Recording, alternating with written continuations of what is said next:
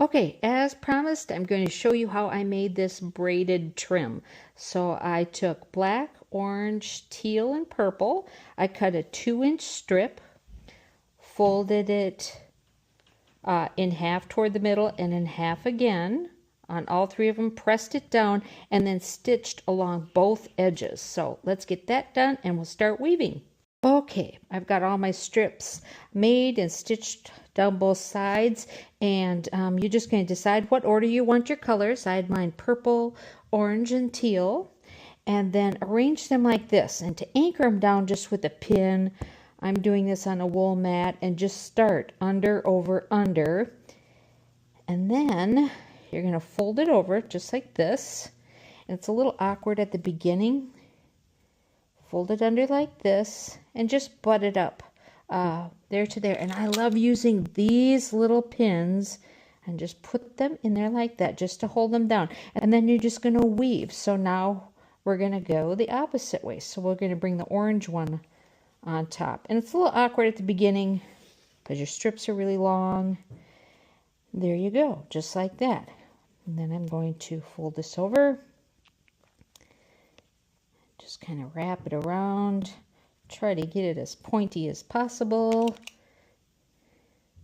Throw a little pin in it.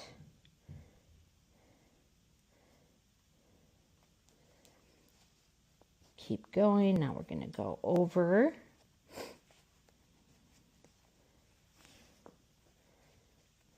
Or under. Over the orange. Under the purple. Just like that. And fold it.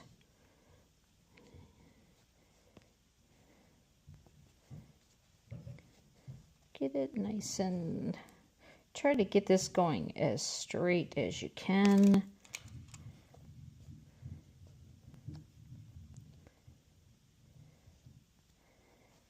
Okay, well, you get the idea. I'm going to just do it a little tiny bit more.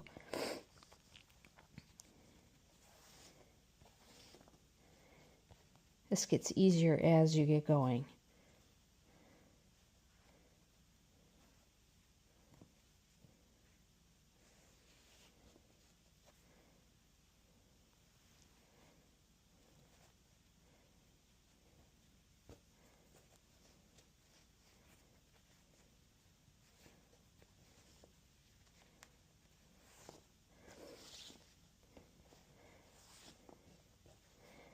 Okay, I'm going to just take a little pause there for a minute.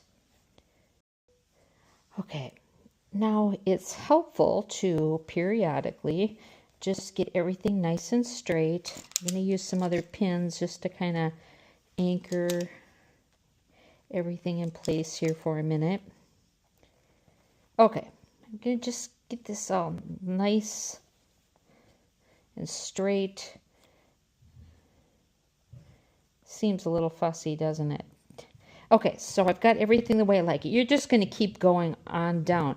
But periodically, I like to just stop and grab my iron and give everything a little press. You can secure it with a little bit of glue. Now, I made this entire strip here. I didn't glue a thing, but I absolutely love this glue. And let me show you this package. It's the Acorn Precision Piecing Products glue, and I love it. It says never pin again. Well, you're still going to pin.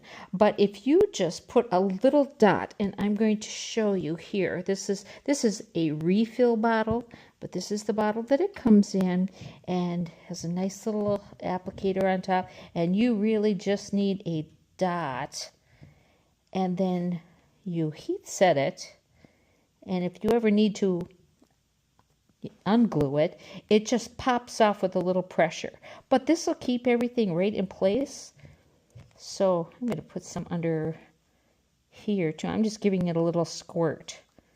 Okay, I'm going to remove these pins. Ooh, look at those fly. And I could even put a little dot in there. I'm not going to. Grab my iron again and give that a little press. Now, like I said, It's a little fussy at the beginning and it gets much quicker and easier. After I get all the way down, I go over to the sewing machine. I stitched right in this ditch here. And I stitched right down there.